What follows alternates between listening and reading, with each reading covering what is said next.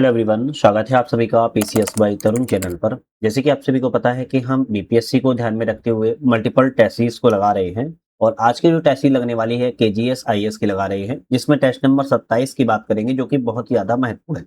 इसके पहले भी हम मल्टीपल टेस्ट लगा चुके हैं और आप लोगों ने चैनल पर बहुत अच्छा सा रिस्पॉन्स भी किया हुआ है, जरूर एक बार जरूर देख लीजिएगा। अच्छा, एक छोटा सा अपडेट है। अपडेट क्या है कि हम मल्टीपल्स एडुटेरिया की बुक को भी कवर कर रहे हैं। तो अगर आप लोग बुक भी देखते हो तो उसको बहुत अच्छा ही बात है, नहीं देखते हो तो एक बार जाके देख लीजिएगा। अगर आपको लगता है कि वेरी इंपॉर्टेंट है ये बुक पढ़ने के लिए तो आप मुझे जरूर बताना है, और कोई भी नई बुक को अगर आपको चाहिए कि उसकी वीडियो लाई जाए तो आप मुझे कमेंट करके वो भी बताइएगा। चलिए क्वेश्चन की बात करेंगे। पहला 31 तक कहाँ गए? आई थिंक पेज मिसिंग है क्या? चलो खैर लगाते हैं, शायद आगे चल के मिल जाएगा। क्वेश्चन आता है कि भारतीय रिजर्व बैंक आरबीआई के पेमेंट्स विजन 2028 की पहलों के संबंध में कौन सा कथन गलत है? तो आरबीआई के जो पेमेंट विजन है 2028 के लिए, इसके बारे में चार ऑप्शन में कौन सा ऑप्शन गलत है? यह विभिन्न बैंक खातों में भुगतान निर्देशों को माइग्रेट करने के लिए पेमेंट स्विचिंग सर्विस प्रदान करता है। ये तो बात ठीक बात है। दूसरा है, अनधिकृत डिजिटल भुगतान लेन-देन के लिए देनदारी विशेष रूप से केवल लाभार्थी के बैंक द्वारा वहन की जाएगी। नहीं, ये गलत है। एक सिंगल विंडो एप्लीकेशन प्रक्रिया सीमा पार से भुगतान को संभालने वाली संस्थाओं के लिए ऑथराइजेशन को सुव्यवस्थित करेगी। हाँ, ये भी करेक्ट है। लघु भुगतान प्रणाली प्रदाता आरबीआई के पूर्व प्राधिकरण के बिना एक सतत विनियामक सैंडबॉक्स के तहत यह काम कर सकते हैं, भी करेक्ट है। तो ऑप्शन यहाँ पर आपका केवल दूसरा वाला बी ऑप्शन यहाँ पर आपका गलत है। बाकी ए, सी और डी आरबीआई के बारे में सही है। वस्त्र मंत्रालय की विश्व सूत्र पहल में अंतर सांस्कृतिक डिजाइनों के संबंध में बचाना है, कौन सा ऑप्शन यहाँ पर सही है? चलिए विचार अगर जैसे कर लिया जाए, यहाँ पर कह रहा है कि वस्त्र मंत्रालय की है विश्व सूत्र पहल, इसमें अंतर सांस्कृतिक डिजाइनों के संबंध में कौन सा सही है? तो मूंगा सिल्क की बात की जाए तो मिस्र के डिजाइन तत्व से संबंधित है, बिल्कुल बात ठीक बात है। कांचीपुरम की बात की जाए तो नॉर्वेजियन डिजाइन रेखाओं से संबंधित है, ये भी करेक्ट है। उड़ीसा इकत की बात की जाए तो स्पेनिश डिजाइन प्रभाव, नहीं, स्पेनिश डिजाइन प्रभाव तो इसमें देखने को नहीं मिलेगी। यहाँ पर जो है उड़ीसा इकत को वास्तव में ग्रीक रूपों ड्रेस के साथ जोड़ा गया है। तो एक तरीके से आप ये कह सकते हो ग्रीक के प्रभाव से यहाँ पर जो है देखने को मिल जाएगा। ठीक है। दूसरी बात, जब गुजरात की डबल इकत पटोला बुनाई है वह स्पेनिश डिजाइन से संबंधित है, तो तीसरा गलत है। बनारसी की बात की जाए तो ग्रीक प्रेरित प्रधान है। बनारसी की बात की जाए तो ग्रीक प्रेरित नहीं है, यह आपकी ध्यान रखना है। समृद्ध बनारसी बुनाई विशेष रूप से यूएई से प्रेरित है, तो ये भी गलत हो गया। ये यूएई से प्रेरित है, ये ग्रीक, तो मतलब कि तरीके से उड़ीसा वाला ग्रीक प्रेरित से हो जाएगा, बनारसी वाला यूएई से प्रेरित हो जाएगा। ऑप्शन चौथा भी गलत है। पहला दूसरा ही केवल सही है, तो दो युग्म सही है, दो युग्म यहाँ पर गलत है। नेक्स्ट क्वेश्चन आता है, निम्नलिखित में से कौन सा कथन सामान्य कर वंचन रोधी नियम जीएएआर का सबसे सटीक रूप से वर्णन करता है? तो सामान्य कर वंचन रोधी नियम से कौन सा ऑप्शन यहाँ पर बिल्कुल करेक्ट है? तो यहाँ पर जो दिख रहा है कि यह वास्तविक वाणिज्यिक सार के अभाव वाले लेन देन को कर लाभ देने से वंचित करने का एक ढांचा प्रदान करता है। आपका सी ऑप्शन कहेंगे हम, जीएएआर से सबसे सटीक वर्णन कर रहा है सामान्य कर वंचन रोधी नियम के बारे में। भारत सरकार ने हाल ही में भायकर अधिनियम 2025 के अंतर्गत इसमें कुछ संशोधन किए थे, जो 1 अप्रैल 2017 से जो है पहले के नियमों को संशोधन यहाँ पर किया गया है। तो इसके बारे में आप लोगों ने अगर एग्जाम कॉपी में पढ़ा है तो अच्छी बात, नहीं तो थोड़ा सा नेट से भी देख लीजिएगा। अर्बन चैलेंज फंड यूसीएफ के बारे में नीचे दिए गए कथनों पर विचार करना है, उपयुक्त में से कौन सा कथन सही है? अर्बन चैलेंज फंड के बारे में कौन सा ऑप्शन करेक्ट है? तो यूसीएफ वित्त वर्ष 2025-26 से वित्त वर्ष 2030-31 तक 1 लाख करोड़ रुपए की केंद्रीय सहायता देता है, बिल्कुल ठीक कह रहा है।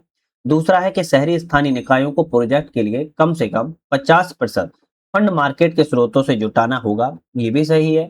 केंद्रीय सहायता कुल शहरी इंफ्रास्ट्रक्चर प्रोजेक्ट की लागत 75% तक कवर करती है। नहीं, 75% तक कवर नहीं करती है, केवल 25% जो है कवर करती है, तो तीसरा गलत है। छोटे शहरों के लिए credit repayment guarantee scheme 50,000 crore रुपए का फंड है। 50,000 करोड़ रुपए का फंड नहीं है, 5,000 करोड़ रुपए का फंड है। तो तीसरा चौथा भी गलत है, तीसरा चौथा गलत है, जबकि पहला और दूसरा सही है। ए ऑप्शन कहेंगे करेक्ट है। भारत औद्योगिक विकास योजना भाभ्या के संबंध में कौन सा ऑप्शन गलत है? भारत की कुछ औद्योगिक विकास योजना चल रही है जिसका नाम है भाभ्या। अब इसके बारे में एक ऑप्शन गलत है, कौन सा गलत है इसको देखना है। तो बात की जाए कि 33,660 करोड़ रुपए की वित्तीय परिव्यय के साथ स्वीकृत केंद्रीय क्षेत्र की योजना है, ये तो सही लिखा है। इसका उद्देश्य देश भर में 100 प्लग एंड प्ले औद्योगिक पार्क को विकसित करना है, ये भी सही है। इसकी अवधि वित्त वर्ष 2026-27 से 2031-32 तक के लिए रखी गई है, ये भी करेक्ट है, 6 वर्ष के लिए। इसे सूक्ष्म लघु मध्यम उद्यम मंत्रालय के द्वारा लॉन्च किया गया है, ये गलत हो जाएगा। एमएसएमई के द्वारा लॉन्च ही नहीं किया गया बल्कि उद्योग और आंतरिक व्यापार संवर्धन विभाग मतलब डीपीआईआईटी के द्वारा जो है इसको क्या किया गया है, लॉन्च किया गया है। तो यहाँ पर आपका डी ऑप्शन जो है गलत है, वही ऑप्शन सही हो जाएगा। नेक्स्ट क्वेश्चन आता है अंतरराष्ट्रीय अर्थशास्त्र के संदर्भ में कौन सा जे वक्र प्रभाव जे कर्व इफेक्ट का सबसे अच्छा वर्णन करता है? जैसे आपने देखा होगा यू कर्व होता है, डब्ल्यू कर्व होता है, इसी तरह एक जे कर्व भी होता है। जे कर्व में कौन सा सबसे बिल्कुल सटीक है? तो मुद्रा अवमूल्यन के कारण शुरुआत में व्यापार असंतुलन और खराब होता है, लेकिन जिसके बाद जो है पर्याप्त इसमें सुधार देखने को मिलते हैं। तो जे कर्व इफेक्ट जो है मुद्रा अवमूल्यन के कारण शुरुआत में व्यापार असंतुलन और खराब होता दिखता है, लेकिन बाद में सुधार देखने को जैसे जैसे मिलते हैं तो आप कहेंगे ये प्रभाव जे वक्र प्रभाव या जे इफेक्ट प्रभाव के रूप में इसको देखने को जाना जाता है। नेक्स्ट क्वेश्चन आता है कि भारतीय दिवाला और शोधन अक्षमता बोर्ड आईबीबीआई की संरचना में निम्नलिखित में से किस मंत्रालय का प्रभाव प्रतिनिधित्व जो है नहीं है? तो वाणिज्यिक उद्योग मंत्रालय का इसमें प्रतिनिधित्व नहीं है, जबकि वित्त मंत्रालय, कानून मंत्रालय, कॉर्पोरेट कार्य मंत्रालय का इसमें प्रभाव देखने को मिलता है। तो बी सी डी प्रभाव है, जबकि आपके यहाँ पर जो है वाणिज्यिक उद्योग मंत्रालय का इसमें प्रतिनिधित्व जो है नहीं होता है। नेक्स्ट क्वेश्चन आता है केंद्रीय बजट 2026-27 में घोषित भारत विस्तार प्लेटफॉर्म के संबंध में कौन सा कथन यहाँ पर गलत है? इसके बारे में बात की जा रही है कि केंद्रीय बजट 26-27 में भारत विस्तार के बारे में बात की गई है, इसके बारे में कौन सा ऑप्शन गलत है? इसे इसके रोल आउट के लिए 500 करोड़ रुपए का कुल वित्तीय परिव्यय आवंटित किया गया है। तो 500 करोड़ का नहीं किया गया है, केवल 150 करोड़ रुपए का वित्तीय परिव्यय आवंटन किया गया है, तो पहला गलत हो जाता है।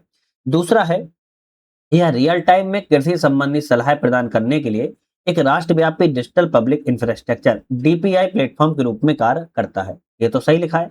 इस प्लेटफॉर्म को सभी राज्य स्तरीय शहरी सहकारी ऋण योजनाओं को एक ही विंडो में एकीकृत करके इंटीग्रेशन करके डिजाइन किया गया है, नहीं ये भी आपका गलत है। तो पहला और तीसरा ऑप्शन कहेंगे गलत है, जबकि दूसरा वाला ऑप्शन यहाँ पर क्या था, सही था। यहाँ पर 500 करोड़ रुपए का वित्तीय परिव्यय आवंटन नहीं किया गया है, यहाँ पर जो है केवल 150 करोड़ रुपए का आवंटन ही किया गया था।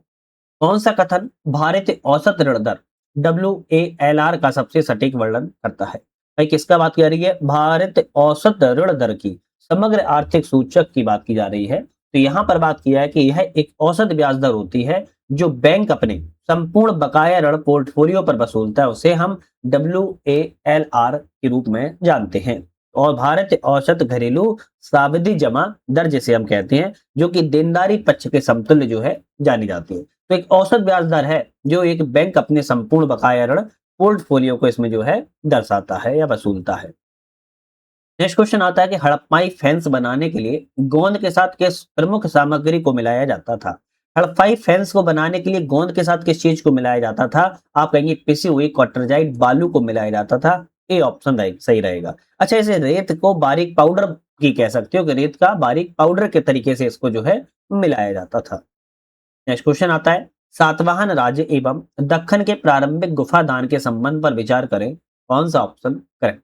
सातवाहन राज्यों के बारे में और दक्खन के प्रारंभिक गुफा दान के बारे में कौन सा करेक्ट है? सातवाहनों ने विशिष्ट राजकोषीय छूट वाले सबसे पुराने अभिलेखी भू दान अनुदान को जारी रखा था या जारी किए थे, बिल्कुल ठीक बात है। दक्खन के प्रारंभिक गुफा दान मुख्य रूप से आम लोगों की बजाय राजकीय और शाही संरक्षकों को दिए जाते थे, नहीं गलत लिखा है, बिल्कुल उल्टा लिख दिया है, क्योंकि यहाँ पर जो है बिच्छू बिच्छड़ों को दान दिए जाते थे, ध्यान रखना है। तो एक तरीके से सामूहिक संरक्षण किया जाता था इसमें। तो दूसरा गलत है, केवल पहला ऑप्शन यहाँ पर जो कहेंगे आप यहाँ पर करेक्ट है।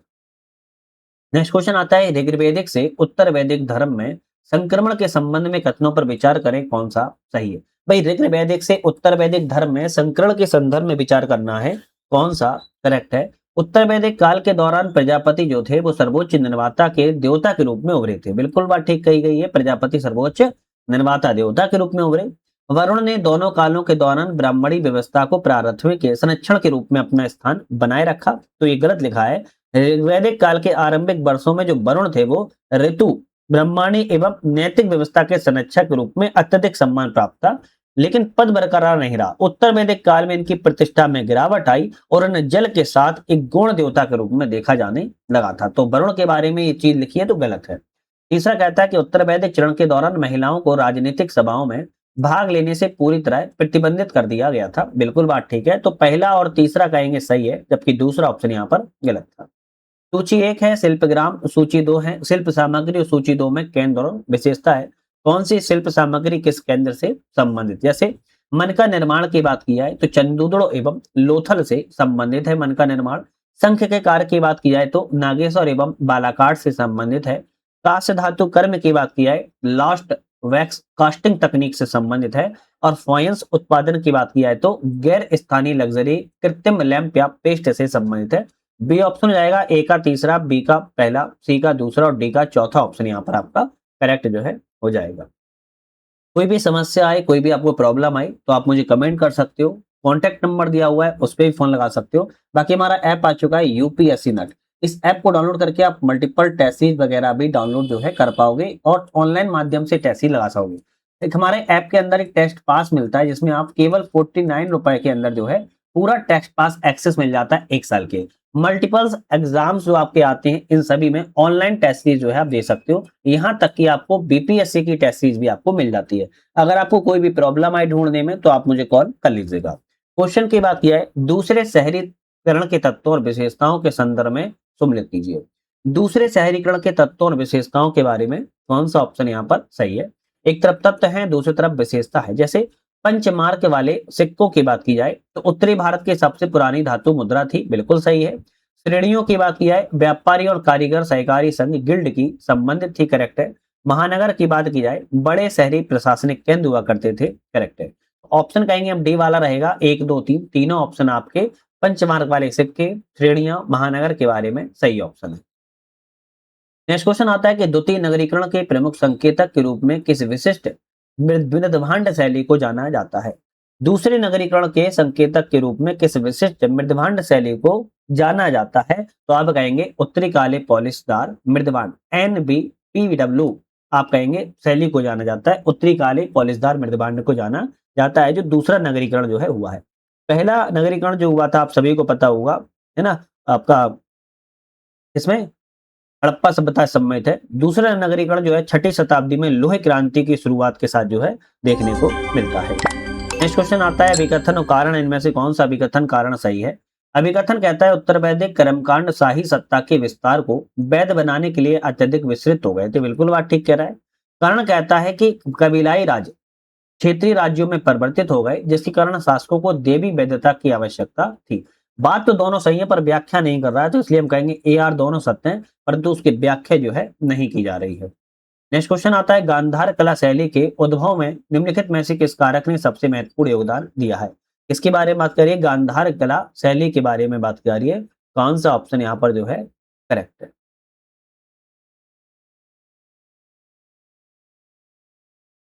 तो गांधार कला शैली के बारे में कौन सा ऑप्शन यहाँ पर करेक्ट है? तो कुषाणों के अधीन रेशम मार्ग के माध्यम से सांस्कृतिक आदान प्रदान प्रदान करना गांधार शैली का सबसे प्रमुख योगदान रहा है। आप सभी को पता होगा कुषाण काल में जो है रेशम मार्ग सबसे ज्यादा सांस्कृतिक आदान प्रदान का जो है माध्यम रहा है और विशेष रूप से कनिष्क के शासन काल में तो सबसे ज्यादा देखने को मिला था। नेक्स्ट क्वेश्चन आता है मोहम्मद बिन तुगलक के प्रशासनिक उपायों के संबंध पर विचार करें, कौन सा ऑप्शन करेक्ट है? मोहम्मद बिन तुगलक के प्रशासनिक उपायों के बारे में विचार करना है तो विचार की जाए कि पीतल और तांबे के सांस्कृतिक सिक्कों का मूल्य चांदी के टंकों के समान था, बिल्कुल बात ठीक कही गई है। मंगोलों के अचानक आक्रमण के कारण दौलताबाद में राजधानी स्थानांतरण का निर्णय रद्द कर दिया गया था। तो आपका ऑप्शन ये सही है, आप कहेंगे भाई ये गलत है। दौलताबाद से दिल्ली राजधानी को वापस स्थानांतरित करने के कारण मंगोलों का अचानक आक्रमण नहीं था बल्कि एक रणनीतिक समझ थी। सुल्तान ने महसूस किया था उस समय जिस प्रकार दिल्ली से दक्षिण प्रांतों को नियंत्रित करना कठिन था उसी प्रकार दौलताबाद से भी उत्तरी की सीमाओं को नियंत्रित करना भी कठिन हो गया था, इसीलिए दौलताबाद से दिल्ली फिर से राजधानी को स्थानांतरित किया गया था। तीसरा है कि दीवान अमीर को ही विशेष रूप से कृषि विकास के लिए बनाया गया एक विशिष्ट विभाग था। तो आप कहेंगे पहला और तीसरा सही है, जबकि दूसरा वाला ऑप्शन आपका यहाँ पर गलत था। नेक्स्ट क्वेश्चन आता है, अलाउद्दीन खिलजी के समय सैन्य और प्रशासनिक सुधारों के बारे में बताना एक शब्द है और किस शब्द जो है सुधार से संबंधित देखने को मिलता है। चलिए बात की जाए यहाँ पर, जैसे दाग प्रणाली की बात की जाए तो भ्रष्टाचार को रोकने के लिए घुड़सवार सेना के घोड़ों पर निशान लगाया जाता था, बिल्कुल सही बात है। दूसरा है चेहरा प्रणाली, सत्यापन के लिए अलग अलग सैनिकों का विस्तृत विवरण रखा जाता था, ये भी करेक्ट है। तीसरा है दीवान मुस्तखराज, दिल्ली के बाजारों में कीमतों पर नियंत्रण रखने वाला विभाग था। नहीं, दीवान मुस्तखराज बाजार नियंत्रण से संबंधित नहीं था, राजस्व की बकाया की जांच करने से संबंधित था राजस्व दीवान मुस्तखराज। तो राजस्व कहेंगे, राजस्व से है बकाया से संबंधित देखने को मिलता है दीवान मुस्तखराज। तो तीसरा गलत है, केवल पहला दूसरा ही यहाँ पर आपका सही है। ठीक है, चलिए नेक्स्ट क्वेश्चन तरफ बढ़ेंगे। राष्ट्रपति की क्षमादान देने की शक्ति किस अनुच्छेद के अंतर्गत मृत्यु दंड तक के मामले को लागू करती है? भाई राष्ट्रपति की क्षमादान देने की शक्ति किसमें, आप तो कहेंगे आर्टिकल 72 अनुच्छेद 72 के अंतर्गत राष्ट्रपति की क्षमादान देने की शक्ति है। यहीं पर आप लोगों को एक मुझे कमेंट करके क्वेश्चन बताना है, राज्यपाल क्षमादान शक्ति किसके अंतर्गत आती है? राज्यपाल की जो क्षमादान शक्ति है वो किस आर्टिकल के अंतर्गत आती है, आप मुझे कमेंट करके बताइएगा। अच्छा लगेगा आप लोग अगर कमेंट करके बताएंगे। नेक्स्ट क्वेश्चन आता है, विकथन कारण है कि धन विधेयक केवल लोकसभा में ही पेश किया जा सकता है, बिल्कुल बात ठीक है। कारण कहता है लोकसभा अध्यक्ष प्रमाणित करते हैं कि कोई भी धन विधेयक है या नहीं है, तो आप कहेंगे दोनों ऑप्शन सही हैं। और आर्टिकल 109 के तहत धन विधेयक केवल लोकसभा में ही प्रस्तुत किया जाएगा, न कि राज्यसभा में, ऐसा सिद्धांत को दर्शाया गया है। और वित्तीय कानून पर लोकप्रिय सदन को प्राथमिकता प्राप्त भी होती है, लेकिन यह धन विधेयक केवल लोकसभा में ही पेश किया जा सकता है। कारण है कि लोकसभा अध्यक्ष प्रमाणित करते हैं कि कोई धन विधेयक है या नहीं। तो ये दोनों कथन सही है, लेकिन व्याख्या नहीं कर रहा है, इसीलिए कहेंगे बी ऑप्शन आपका यहाँ पर करेक्ट है। नेक्स्ट क्वेश्चन आता है, किस संवैधानिक पदाधिकारी की नियुक्ति भारत के राष्ट्रपति के द्वारा नहीं की जा सकती है? तो ऐसे कौन से संवैधानिक पदाधिकारी हैं जिनकी नियुक्ति भारत के राष्ट्रपति के द्वारा नहीं की जाती? भारत के महान्यायवादी की जाती है, नियंत्रक महालेखा परीक्षक की जाती है, मुख्य चुनाव आयुक्त की जाती है। लोकसभा अध्यक्ष की नियुक्ति भारत के आपके राष्ट्रपति के द्वारा नहीं की जाती, याद रखना है। ठीक है, इस संशोधन अधिनियम ने अनुच्छेद 301 को शामिल कर रखे संपत्ति के अधिकार को कानूनी अधिकार बना दिया। तो ऐसा कौन सा आपके संविधान में अमेंडमेंट हुआ, संशोधन हुआ जिसमें 300 लाया गया और संपत्ति के अधिकार को कानूनी अधिकार दे दिया गया? तो आप कहेंगे 44वां संविधान संशोधन अधिनियम 1978 के माध्यम से आप कहेंगे 19(1)(a)(f) को 31 अनुच्छेद 31 को निरस्त करके संपत्ति के अधिकार को मौलिक अधिकार की सूची से हटा दिया गया और 301 के तहत कानूनी अधिकार जो इसे बना दिया गया था।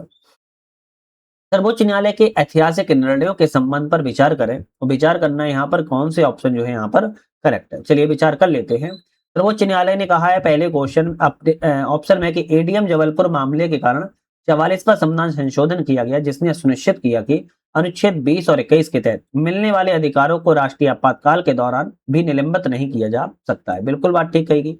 दूसरा ऑप्शन में कहा गया है कि केशवानंद भारती मामले में मूल ढांचे के सिद्धांत को प्रतिपादित किया, संविधान में संशोधन करने की संसद की शक्ति को सीमित कर दिया गया, तो ये भी ऑप्शन करेक्ट है। तीसरा ऑप्शन कहता है कि एसपी गुप्ता मामले में लोकस स्टैंडी मुकदमा करने का अधिकार के नियम को उदार बनाकर जनहित याचिका पीआईएल की धारणा को औपचारिक रूप से स्पष्ट कर दिया गया, ये भी करेक्ट है। आईआर कोलाहल मामले में तय किया गया कि 24 अप्रैल 1973 के बाद 9वीं अनुसूची में शामिल किए गए कानूनों की न्यायिक समीक्षा की जा सकती है अगर वे संविधान के मूल ढांचे का उल्लंघन करते हैं, तो आप कहेंगे ये भी करेक्ट है। तो आपके जब चारों ऑप्शन सही है तो आप कहेंगे डी ऑप्शन यहाँ पर जो है सही है। पद है उनसे संबंधित कार्यकाल आयु सीमा है उसके बारे में विचार करना है, कौन सा ऑप्शन यहाँ पर सही मिला हुआ है। जैसे बात की जाए सर्वोच्च न्यायालय के न्यायाधीश 65 साल की उम्र के बाद ही सेवानिवृत्त होते हैं, बिल्कुल सही है। किसी उच्च न्यायालय के न्यायाधीश की बात की जाए तो संविधान के 65 साल की उम्र में 65 नहीं है, यहाँ पर 62 हो जाएगा, है ना, तो ये गलत हो गया। नियंत्रक महालेखा परीक्षक की बात किया तो 6 साल या 65 वर्ष की आयु तक जो भी पहले हो तब तक अपने पद पर रहते हैं, बिल्कुल बात ठीक है। निर्वाचन आयुक्त की बात की जाए 6 साल या 65 वर्ष की आयु जब तो वो भी पहले हो तब तक रहते हैं, करेक्ट है। तो पहला, तीसरा और चौथा सही है। और हाईकोर्ट की बात किया तो 62 ईयर है, ना कि 65 ईयर है, याद रखना है। तो यहाँ पर 3 ऑप्शन आपके करेक्ट थे। चुनाव से शब्द जुड़े हुए हैं और यहाँ पर विचार करना है कि कौन सा ऑप्शन यहाँ पर जो है सही है। तो चुनाव से संबंधित है, जैसे नोटा की बात किया 2013 के सर्वोच्च न्यायालय के निर्णय के बाद इसे लागू किया गया था, बिल्कुल बात ठीक है। अच्छा, आदर्श आचार संहिता इसे संसद के एक अधिनियम के तहत प्रत्यक्ष कानूनी समर्थन प्राप्त नहीं, ये समर्थन का वैधानिक समर्थन प्राप्त जो है इसमें नहीं है, इस सर्वसम्मति से प्राप्त होता है, तो ये गलत है।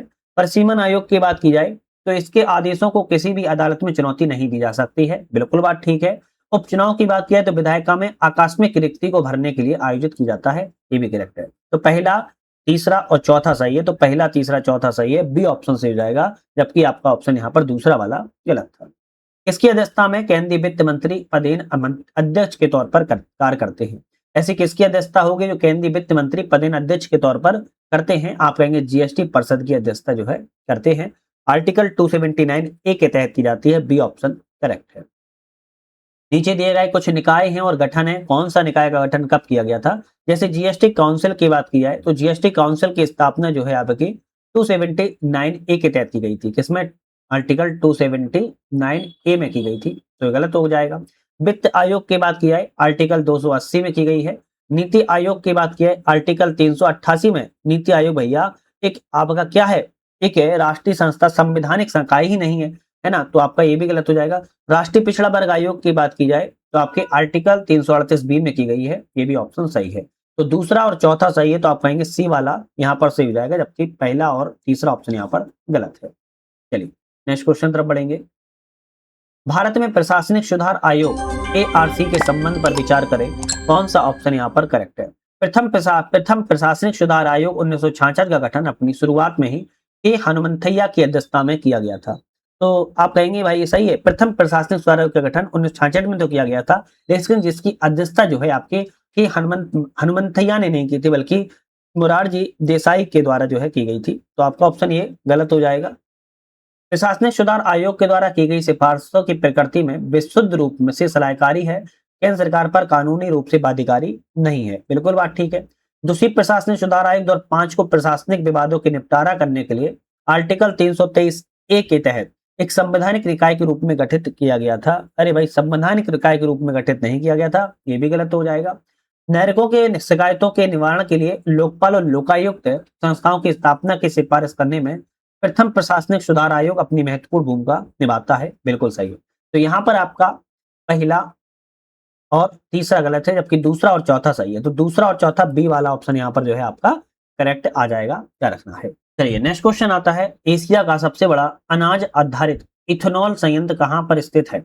एशिया का सबसे बड़ा है, भारत का भी नहीं कह रहा है, एशिया का सबसे बड़ा है, अनाज आधारित है, इथेनॉल संयंत्र कहां पर लगाया गया है? तो आप कहेंगे यह है जमुई में लगाया गया है। अब जमुई कहां पर है? बिहार राज्य में जमुई है, बिहार में ही जमुई में इथेनॉल संयंत्र अनाज आधारित एशिया का सबसे बड़ा जो है लगाया गया है। चलिए नेक्स्ट क्वेश्चन आता है कि हाल ही में पटना की मिट्टी में उच्च सांद्रता में पाए गए थैलेट्स का उपयोग मुख्य रूप से किस लिए किया जाता है? भाई, पटना की मिट्टी में उच्च सांद्रता में थैलेट्स का उपयोग मुख्य रूप से किसके लिए किया जाता है? बात की जा रही है प्लास्टिक को नरम और लचीला बनाने के लिए किया जाता है, बी ऑप्शन करेक्ट है। सातवें बिहार राज्य वित्त आयोग के अध्यक्ष कौन है? सातवें बिहार राज्य आयोग के अध्यक्ष की बात की जाए अशोक कुमार चौधरी हैं, आप कहेंगे बी ऑप्शन यहाँ पर भी आपका करेक्ट है। नेक्स्ट क्वेश्चन आता है, पटना मेट्रो रेल सेवा के पहले चरण का उद्घाटन कब किया गया? भाई, पटना मेट्रो के पहले चरण का उद्घाटन जो है आप कहेंगे 6 अक्टूबर 2025 को किया गया था, डी ऑप्शन यहाँ पर करेक्ट है। चलिए नेक्स्ट क्वेश्चन आता है, बिहार सरकार के बाढ़ प्रबंधन सूचना प्रणाली के द्वारा चिन्हित किए गए 8 नदी बेसिनों में से कौन सा एक नदी बेसिन इसमें शामिल नहीं है? तो 8 नदी बेसिन को आप लोगों को याद है तो बहुत बढ़िया बात है, नहीं है बता रहा हूं, याद कर लो। गंडक, बूढ़ी गंडक, बागमती, अधवारा समूह, कमला बलान, कोसी, महानंदा, गंगा नदी। अब ये बिहार के भीतर है गंगा नदी, तो ये 8 हमने जो समूह बताए हैं, अब इसमें से हमने पुनपुन का नाम जो है नहीं बोला, तो पुनपुन 8 नदी बेसिनों के बाढ़ प्रबंधन में शामिल नहीं है। नेक्स्ट क्वेश्चन आता है कि बिहार सरकार के द्वारा विशेष रूप से किस नदी को तिब्बत के उत्तरी ढलानों, नेपाल के दक्षिण ढलानों का जल बहाकर लाने वाली नदी के रूप में वर्णित किया जाता है? तो कोसी नदी को जाना जाता है, आप कहेंगे यहाँ पर ए ऑप्शन करेक्ट है। कृषि जलवायु क्षेत्र के संबंध पर विचार करें, कौन सा ऑप्शन सही है? कृषि जलवायु क्षेत्र के बारे में, कृषि जलवायु क्षेत्र आई थर्ड ए में बिहार के 6 जिले शामिल हैं, कौन कौन से हैं? भागलपुर, बांका, मुंगेर, जमुई, लखीमसराय और शेखपुरा, ठीक है, तो सही है। पटना को कृषि जलवायु क्षेत्र थर्ड ए में शामिल किया गया है, तो अभी हमने बताया था शामिल नहीं किया गया है, तो आपका ऑप्शन जो है गलत हो जाएगा, केवल पहला वाला ही ऑप्शन यहाँ पर सही है। चलिए नेक्स्ट क्वेश्चन आता है, बिहार राज्य बीज निगम लिमिटेड BRBN के संबंध पर कथनों में विचार करें कौन सा सही है। तो गुणवत्तापूर्ण बीजों के उत्पादन और वितरण के लिए उत्तरदायी है, बिल्कुल बात ठीक है। कृषि विभाग के अंतर्गत कार्य करता है, ये भी सही है। बिहार बिहार में उर्वरक की कीमतों को नियंत्रित करता है, ये गलत है। तो केवल पहला दूसरा सही है, जबकि तीसरा ऑप्शन यहाँ पर गलत है। 69 क्वेश्चन आता है कि खरीफ, रबी और जायद बिहार में 3 फसल ऋतुएं हैं, क्या ये सही है? बिल्कुल बात ठीक है। जलवायु परिस्थितियां वर्ष भर कृषि के अनुकूल हैं, तो आप कहेंगे ये भी करेक्ट है। लेकिन व्याख्या नहीं कर पा रहा है, तो कहेंगे ए आर दोनों सही है, लेकिन आर ए की सही व्याख्या नहीं कर रहा है। एनी बेसेंट ने पटना का दौरा कब किया? एनी बेसेंट के द्वारा पटना का दौरा 18 अप्रैल 1918 को किया गया था। ए ऑप्शन यहाँ पर आपका करेक्ट है। रघुनाथ नरसिंह मुधोलकर को मुख्य रूप से किसकी अध्यक्षता करने के लिए जाना जाता है? रघुनाथ नरसिंह मुधोलकर को मुख्य रूप से किसकी अध्यक्षता करने के लिए जाना जाता है? भारतीय राष्ट्रीय कांग्रेस का 27वां अधिवेशन की अध्यक्षता करने के लिए जाना जाता है, जो कि बिहार के बांकीपुर पटना में किया गया था। तो ऑप्शन सी वाला यहाँ पर आपका करेक्ट है। प्रसिद्ध भारतीय लोक गायिका शारदा सिन्हा को मरणोपरांत किस नागरिक सम्मान से सम्मानित किया गया है? एक लोक गायिका है शारदा सिन्हा, इन्हें मरणोपरांत नागरिक सम्मान से सम्मानित किया गया है और इन्हें पद्म विभूषण से सम्मानित किया गया है। कब किया गया था? 2025 में सम्मानित किया गया था। तो एक करंट बेस क्वेश्चन आपका बन जाता है। नेक्स्ट क्वेश्चन आता है, मधुश्रावणी के संबंध में विचार करें कौन सा सही है। तो मधुश्रावणी अंग क्षेत्र का एक पारंपरिक त्योहार है, क्या सही है? आप कहेंगे अंग क्षेत्र से संबंधित नहीं है, बिहार के मिथिला क्षेत्र से है, संबंधित है। तो आपका ऑप्शन पहला गलत हो गया। इस त्योहार के अनुष्ठान मुख्य रूप से नव विवाहित दुल्हनों के द्वारा किया जाता है, सही है। तो केवल दूसरा सही है, पहला ऑप्शन गलत था। पटना कलम चित्रकला के संबंध में विचार कीजिए कौन सा ऑप्शन सही है। पटना कलम चित्रकला के बारे में विचार करना है कौन सा सही है।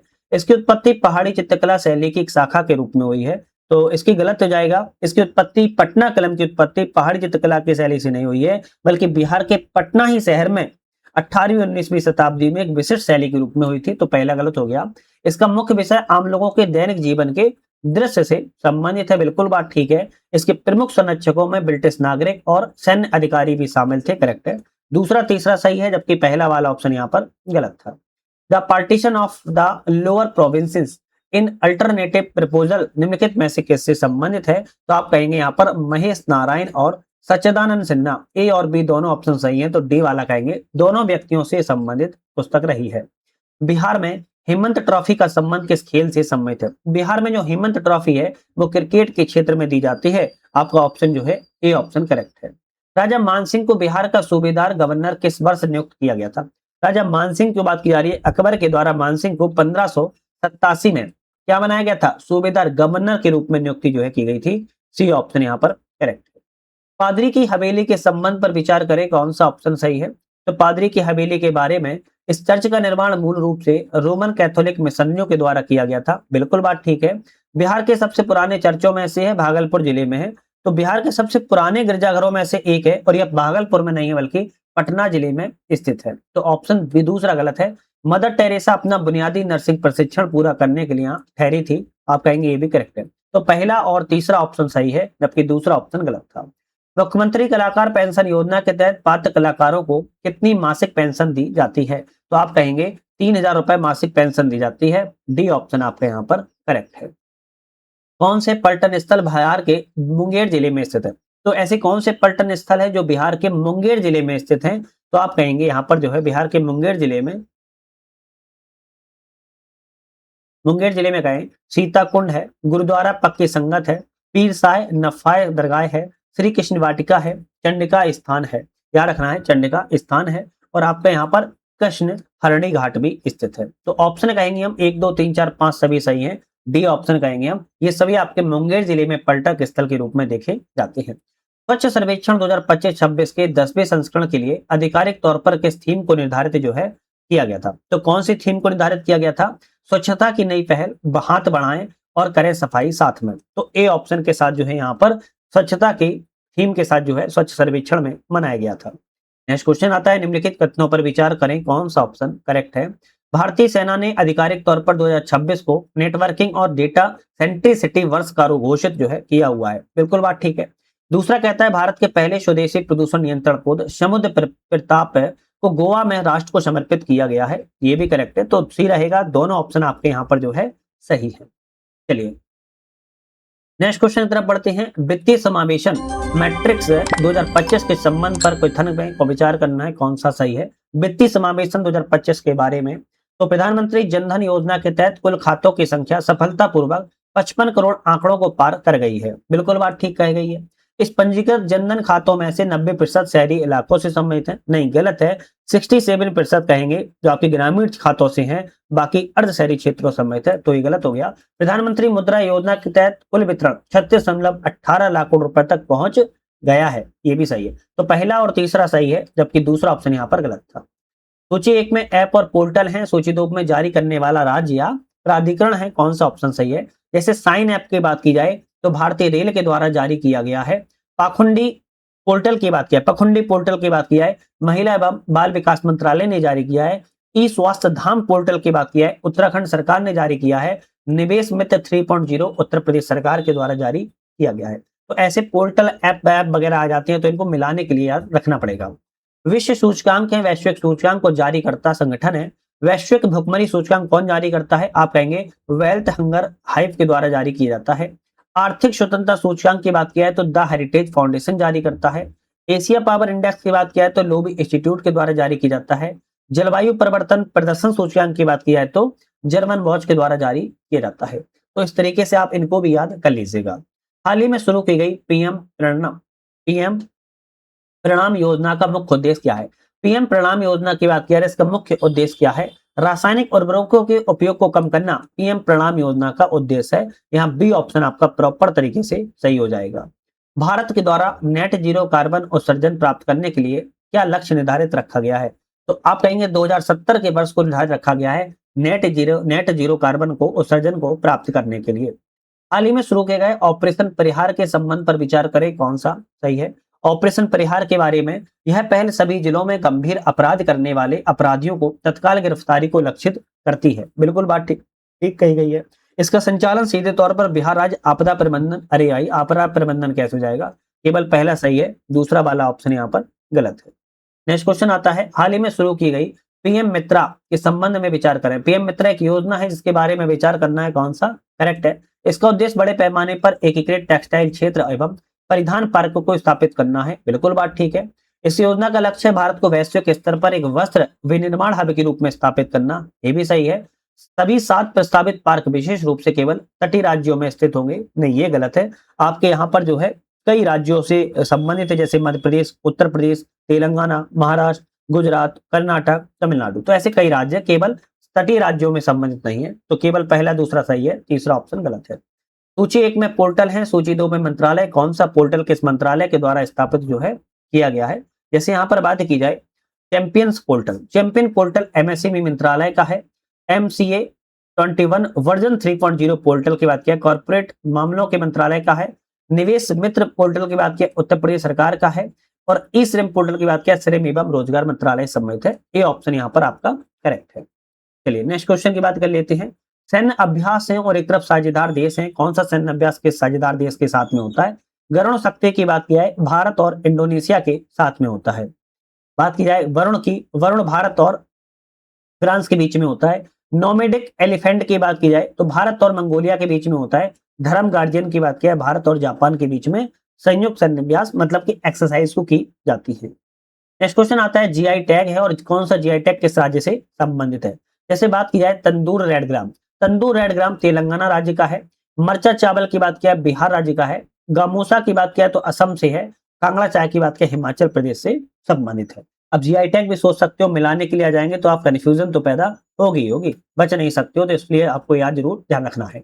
भारत का कौन सा बंदरगाह ग्रीन हाइड्रोजन का उत्पादन करने वाला पहला बंदरगाह बन गया है। तो भारत का ऐसा कौन सा बंदरगाह है जो ग्रीन हाइड्रोजन का उत्पादन करने वाला पहला बंदरगाह बना है। आप कहेंगे बीओ चिदम्बरनार बंदरगाह तमिलनाडु में है, यह बन चुका है। कहां पर है, तमिलनाडु में स्थित है। ठीक है, चलिए तो बी ऑप्शन आपका यहाँ पर जो है बिल्कुल करेक्ट है। नेक्स्ट क्वेश्चन आता है 2025 में आयोजित वैश्विक शिखर सम्मेलनों के संबंध में कौन सा ऑप्शन सही है। किसके बारे में कह रहा है, वैश्विक शिखर सम्मेलन के बारे में। 35वां नाटो शिखर सम्मेलन 2025 में द हैग नीदरलैंड में आयोजित किया गया था। बिल्कुल बात ठीक है। 51वां G7 शिखर सम्मेलन 25 में अल्बर्टा कनाडा में आयोजित किया गया था, ये भी करेक्ट है। तीसरा संयुक्त राष्ट्र महासागर सम्मेलन नीस फ्रांस में आयोजित किया गया था, ये भी करेक्ट है। तीनों ऑप्शन सही हैं, डी वाला कहेंगे हम करेक्ट है। सूची 1 में सैन्य अभ्यास 2025 में किए गए और कौन सा भागीदार देश रहा है इसके बारे में बात करना है। जैसे बात किया है आसू एन इंडेक्स, तो नाम में छुपा हुआ है कि यह भारत और ऑस्ट्रेलिया के बीच में किया गया था। इसी तरह जाइमैक्स की बात किया है, भारत और जापान के बीच में किया गया था। इसके बाद इन रोक्सेन अभ्यास पहली बार भारत और दक्षिण कोरिया के बीच में किया गया। कोकड़ अभ्यास भारत और ब्रिटेन के बीच में किया गया था। सी रहेगा, सभी ऑप्शन आपके यहाँ पर ऑलरेडी मिले हुए हैं। हाल ही में शुरू की गई राज्य सरकार की योजनाओं के संबंध पर विचार करें, कौन सा ऑप्शन यहाँ पर करेक्ट है। राज्य सरकार की योजनाओं के बारे में विचार करना है। नमो लक्ष्मी योजना महाराष्ट्र सरकार ने शुरुआत नहीं की थी। नमो लक्ष्मी योजना की शुरुआत गुजरात सरकार के द्वारा की गई है। मुख्यमंत्री महिला रोजगार योजना की बात की जाए तो आपके बिहार सरकार के द्वारा शुरू की गई, बिल्कुल ठीक है।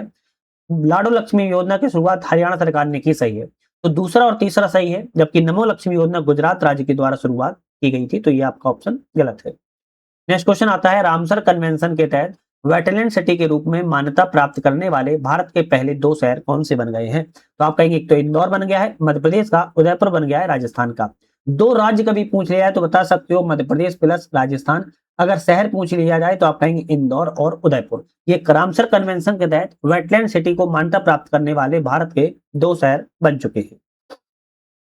चलिए नेक्स्ट क्वेश्चन आता है, किस भारतीय शिक्षा सुधारक और जलवायु इनोवेटर को टाइम्स ऑफ क्लाइमेट 2025 की सूची में डिफेंडर सूची में शामिल किया गया है। तो डिफेंडर की सूची में सोनम वांगचुक को शामिल किया गया है। सी ऑप्शन आपका यहाँ पर सही है। कौन सा? सी ऑप्शन करेक्ट है। अब ये देख सकते हो कि बहुत ज्यादा महत्वपूर्ण है।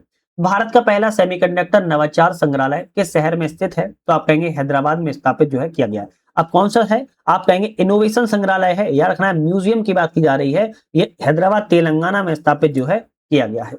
विश्व की पहली उपलब्धि और कौन से देश से संबंधित है इसकी बात की जा रही है। तो यहां पर बात की जाए विश्व का पहला पीढ़ी आधारित तंबाकू प्रतिबंध किसने लगाया है। तो आप कहेंगे मालदीव के द्वारा लगाया गया था। विश्व का पहला पूरी तरह कैशलेस समाज कौन सा बन चुका है। स्वीडन समाज बन चुका है। विश्व का पहला एआई जनरेटेड जीनोम वायरस कौन सा है। तो आप कहेंगे संयुक्त राज्य अमेरिका का है। विश्व का पहला स्थायी परमाणु अपशिष्ट भंडार कहां पर है। फिनलैंड में है। तो इस तरीके से आप कहेंगे यहाँ पर सी वाला ऑप्शन करेक्ट रहेगा। ए का दूसरा, बी का पहला, सी का तीसरा, डी का चौथा ऑप्शन यहाँ पर करेक्ट है। तो ऐसे क्वेश्चन क्या होते हैं, मिलाने के लिए रहते हैं ना, तो बड़ा कंफ्यूजन रहती है, तो इनको सबको याद करना होगा आपको। पहले खेलो इंडिया ट्राइबल गेम 2026 के संबंध पर विचार करें, कौन सा सही है। पहले खेलो इंडिया ट्राइबल गेम 2026 के बारे में कौन सा करेक्ट है। खेलो इंडिया ट्राइबल गेम्स के पहले संस्करण की मेजबानी छत्तीसगढ़ राज्य के द्वारा की गई थी, बिल्कुल ठीक है। यह खेल रायपुर, जगदलपुर, सरगुजा 3 शहरों में खेला गया था, सही है। कर्नाटक के पदक तालिका में पहला स्थान प्राप्त किया है, सही है। तो डी ऑप्शन रहेगा। तीनों ऑप्शन आपके खेलो इंडिया ट्राइबल गेम्स के बारे में ऑप्शन करेक्ट है।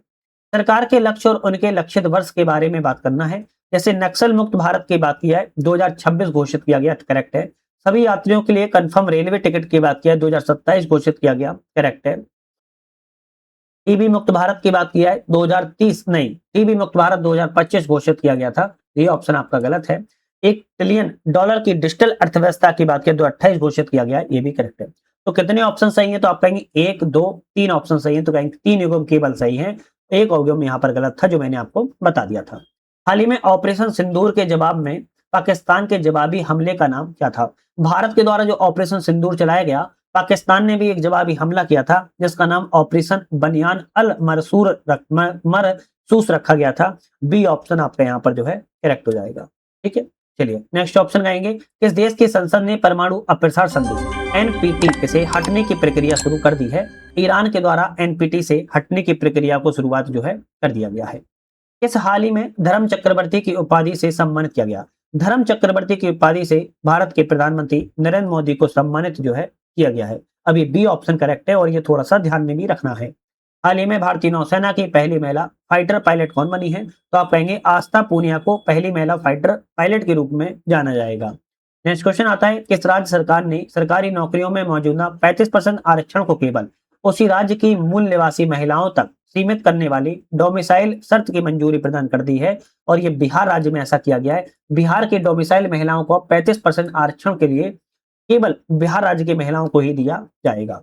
हाल ही में जारी एनसीआरबी की क्राइम इन इंडिया 2024 की रिपोर्ट के अनुसार प्रति लाख आबादी पर सबसे कम अपराध दर्ज करके कौन सा शहर सबसे सुरक्षित महानगर के रूप में उभरा है। तो आप कहेंगे कोलकाता। कोलकाता में सबसे कम अपराध की दर देखने को मिली है, तो यह सबसे सुरक्षित शहर की श्रेणी में एनसीआर की रिपोर्ट के अनुसार जो है आया हुआ है।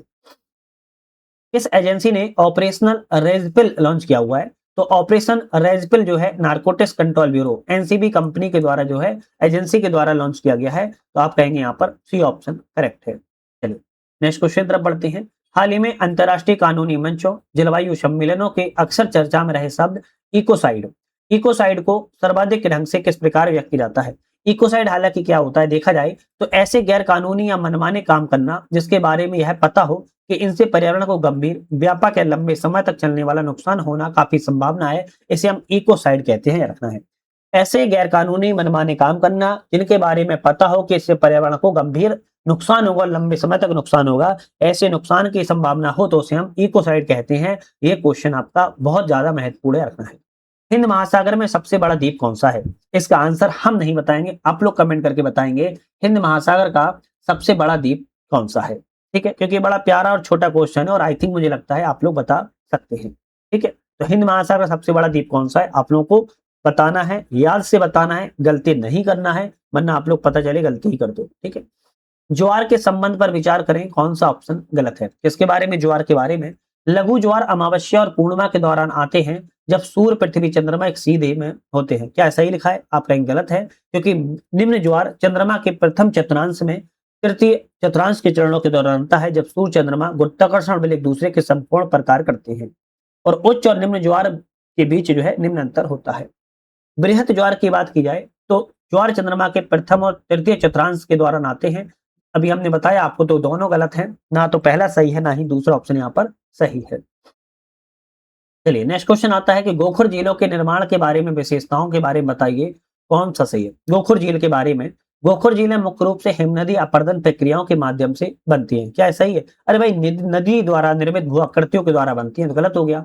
ये झीलें एक प्रकार की नदी डेल्टा निक्षेपण के प्रतिनिधित्व करती हैं, ये भी गलत है।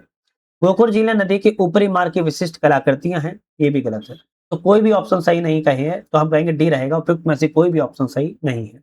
एक तरफ बायोम है, दूसरी तरफ उनकी विशेषता है, कौन सा बायोम किस विशेषता से संबंधित है? जैसे उष्णकटिबंधीय वर्षा वन की बात किया है, सघन बहुस्तरीय कैनोपी संबंधित होती है।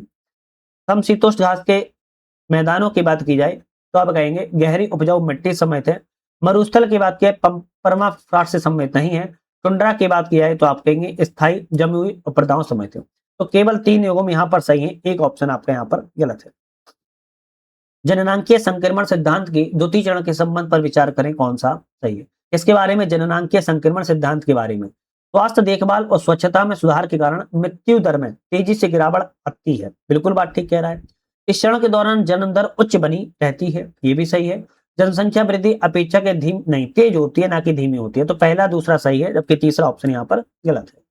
चलिए नेक्स्ट क्वेश्चन आता है, निम्नलिखित में से किस अधिवास प्रतिरूप में मकान आमतौर पर किसी की केंद्रीय विशेषता, जैसे कि तालाब, गांव की साझा भूमि, मवेशियों के बाड़े के चारों को व्यवस्थित होते हैं? आप कहेंगे वृत्ताकार अधिवास के दौरान यह व्यवस्थित जो है देखने को मिलता है। तालाब, गांव का मैदान, पशु बाड़ा, किला, पूजा, ये सब वृत्ताकार अधिवास के अंतर्गत जो है आ जाएगा।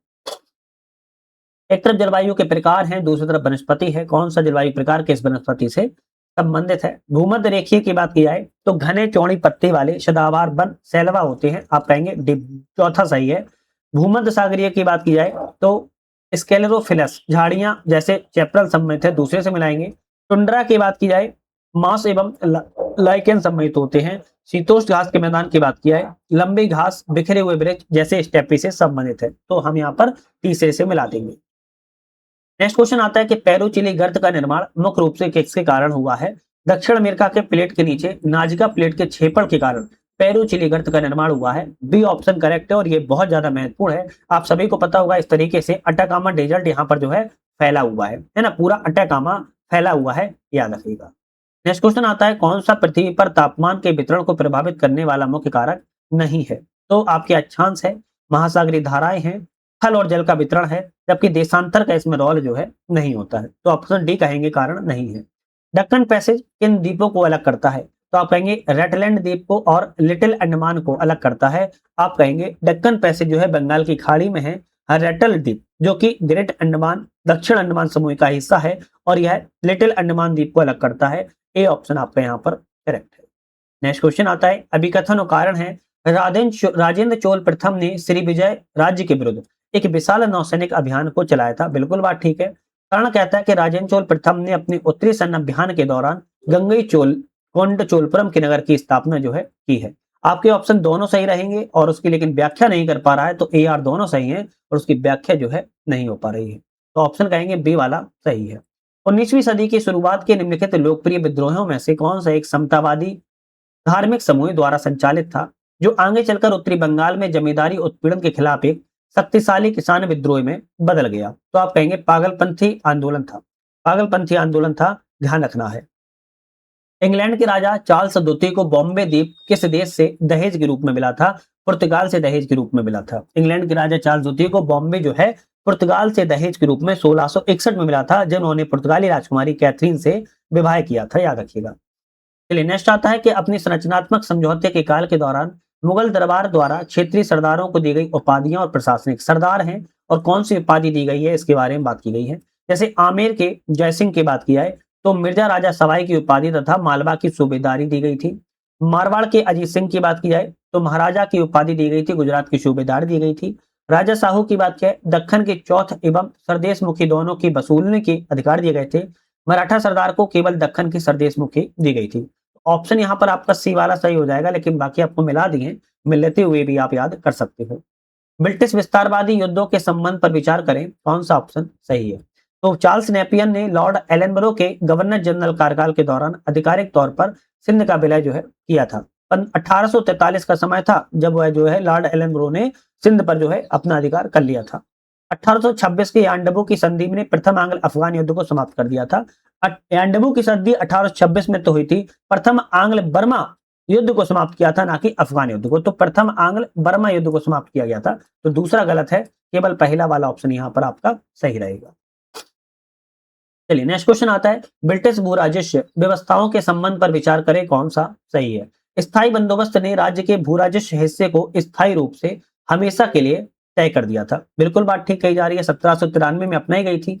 रैयतवाड़ी व्यवस्था ने राजस्व संग्रहण के दौरान पारंपरिक ग्राम प्रधानों को पूरी तरह से दरकिनार कर दिया था, ये भी करेक्ट है। महालवाड़ी व्यवस्था दक्षिण भारत के मालाबार क्षेत्र में शुरू की गई थी, नहीं ये गलत है। महालवाड़ी व्यवस्था उत्तर पश्चिमी प्रांत जैसे कि उत्तर प्रदेश के कुछ क्षेत्र, पंजाब, मध्य भारत के कुछ क्षेत्रों में की गई थी, तो पहला दूसरा सही है, जबकि तीसरा ऑप्शन यहाँ पर गलत है। चलिए नेक्स्ट क्वेश्चन आता है, सूची 1 में सुधार और अधिनियम है, सूची 2 में मुख्य विशेषताएं हैं। कौन सा सुधार अधिनियम किस विशेषता से संबंधित है?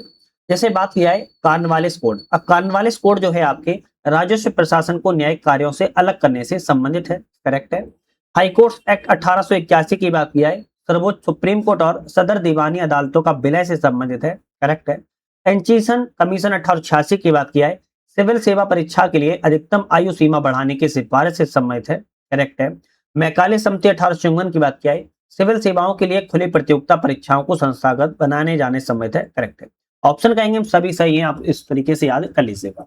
चलिए नेक्स्ट क्वेश्चन आता है, ब्रिटिश प्रशासनिक प्रमुखों के संबंध पर विचार करें, कौन सा ऑप्शन करेक्ट है? क्या बात की जा रही है? ब्रिटिश प्रशासनिक प्रमुखों के बारे में कौन सा ऑप्शन जो है करेक्ट है? तो पहला ऑप्शन आता है कि लॉर्ड डलहौजी ने पूरी तरह से कुशासन के आरोपों के आधार पर अवध राज्य का विलय जो है किया था। कब किया था? 1856 में कुशासन के आरोप में किया था, बिल्कुल ठीक है। लॉर्ड लिटन ने अपने कार्यकाल के दौरान विवादास्पद वर्नाक्यूलर प्रेस एक्ट को निरस्त कर दिया था। अरे लॉर्ड लिटन ने 1878 में वर्नाक्यूलर प्रेस एक्ट को लागू किया था, ना कि निरस्त किया था। तो 1878 में लगाया गया था, तो आप कहेंगे दूसरा गलत है, केवल पहला ऑप्शन सही है।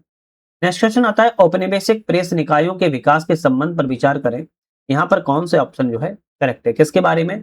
औपनिवेशिक प्रेस निकाय नियमों के बारे में। सेंसरशिप ऑफ प्रेस एक्ट 1799 में लॉर्ड वेलेजली के द्वारा लागू की गई थी, बिल्कुल ठीक है। 1835 के मेटकॉफ अधिनियम के चार्ल्स मेटकॉफ को भारतीय प्रेस का मुक्तिदाता की उपाधि दी गई, बिल्कुल ठीक है। वर्नाक्यूलर प्रेस एक्ट 1878 के प्रशासनिक मजिस्ट्रेटों को फैसलों के खिलाफ उच्च न्यायालय में अपील करने की अनुमति जो है दी थी, ये भी गलत है। तो केवल और केवल आपका यहाँ पर पूछा कौन सा सही है, तो पहला और दूसरा सही है, जबकि तीसरा ऑप्शन यहाँ पर गलत है। इस संधि के साथ पहला आंग्ल सिख युद्ध समाप्त हुआ और सिखों पर भारी जुर्माना जो है लगाया गया था। तो लाहौर की संधि के साथ जो है प्रथम आंग्ल सिख युद्ध समाप्त हुआ था, आप सभी को पता होगा, 9 मार्च 1800 1946 को और एक भारी जुर्माने के साथ जो है युद्ध को समाप्ति की गई थी। भारत सरकार अधिनियम 1935 के कथनों के संबंध में कौन सा सही है? तो इसके ब्रिटिश प्रांतों और रियासतों दोनों को मिलाकर सफलतापूर्वक अखिल भारतीय संघ की स्थापना की गई थी। नहीं, गलत है। इसने प्रांतीय प्रशासनिक स्तर पर द्वैध शासन प्रणाली को पूरी तरह से समाप्त कर दिया था। हाँ, 1935 में प्रांतों से द्वैध शासन प्रणाली को क्या कर दिया गया था? समाप्त कर दिया गया था, जबकि केंद्र में द्वैध शासन प्रणाली को लागू कर दिया गया था। तो कहेंगे केवल दूसरा सही है, पहला ऑप्शन गलत है। वायसराय एवं उनकी प्रमुख कुछ घटनाएं हैं, इसके बारे में बात करना है। जैसे लॉर्ड मेयो की घटना है कि सांख्यिकी सर्वेक्षण की स्थापना संबंधित, बिल्कुल बात ठीक है। लॉर्ड कर्जन ने प्राचीन स्मारक संरक्षण अधिनियम पारित करवाया था, ये भी करेक्ट है। लॉर्ड डफरिन बंगाल को 2 प्रशासनिक इकाइयों का विभाजन, नहीं, लॉर्ड कर्जन संबंधित है, ना कि लॉर्ड डफरिन, तो गलत है। केवल पहला और दूसरा सही रहेगा, तीसरा ऑप्शन गलत है। एक तरफ नेता है, दूसरी तरफ आंदोलन क्षेत्र है, कौन सा नेता किस आंदोलन क्षेत्र से संबंधित है? गोपबंधु चौधरी की बात किया है, तटीय उड़ीसा में नमक सत्याग्रह से संबंधित है। यमुनंदन शर्मा गया में किसान सभा आंदोलन संबंधित है। ए गोपालन गुरुवायूर आंदोलन से संबंधित है। मौलाना भसानी की बात किया है तो सिराजगंज में प्रजा आंदोलन संबंधित है। आप कहेंगे सभी चारों ऑप्शन यहाँ पर करेक्ट है। नेक्स्ट क्वेश्चन आता है कि ब्रिटिश अधिकारियों से बचने के लिए भारत छोड़ने के बाद वे 1915 से जापान में रहे थे। 1942 में इंडियन इंडिपेंडेंस लीग के अध्यक्ष बने। भारत में ब्रिटिश शासन के खिलाफ लड़ने के लिए जापानी सेना के द्वारा पकड़े गए भारतीय युद्धबंदियों को एक सशस्त्र बल के रूप में संगठित किया। यह भूमिका किसके द्वारा निभाई गई थी? तो यह भूमिका किसके द्वारा? रास बिहारी बोस के द्वारा निभाई गई थी। बहुत सारे लोग सुभाष चंद्र बोस पे टिक लगा देंगे, गलत हो जाएगा। ध्यान रखना है, रास बिहारी बोस के द्वारा इस भूमिका को पूरा निभाया गया था, याद रखना है। भारत के स्वतंत्रता संग्राम के अंतिम चरण में निम्नलिखित घटनाओं को सही कालक्रम में व्यवस्थित कीजिए, कौन सा ऑप्शन सही रहा है? कांग्रेस के द्वारा अंतिम सरकार का गठन। कांग्रेस के द्वारा अंतिम सरकार का जो गठन है 2 सितंबर 1946 को किया गया था। द्वितीय विश्व युद्ध की समाप्ति कब की गई थी? तो आप कहेंगे 1945 में की गई थी, अगस्त 1945 में। सी राजगोपालाचारी का CR फार्मूला और गांधी जिन्ना की जो वार्ता है वो आपकी कब की गई थी? तो आप कहेंगे 1944 में। सन 1944 में भारत में ब्रिटिश शासन की समाप्ति के संबंध में क्लीमेंट एटली की घोषणा 20 फरवरी 1947 को की गई थी। तो इस तरीके से आप ऐसे भी क्वेश्चन आ जाते हैं तो याद कर सकते हो। Hindustan socialist Republic association HSRA से जुड़ी हुई कई कुछ घटनाएं हैं, इनको कालक्रम में लगाना है। जैसे भगत सिंह, राजगुरु और सुखदेव को फांसी कब दी गई थी? तो आप कहेंगे 23 मार्च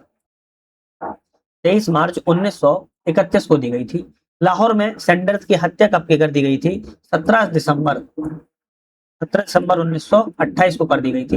काकोरी ट्रेन डकैती कांड कब हुआ था? तो 9 अगस्त 1925 को हुआ था।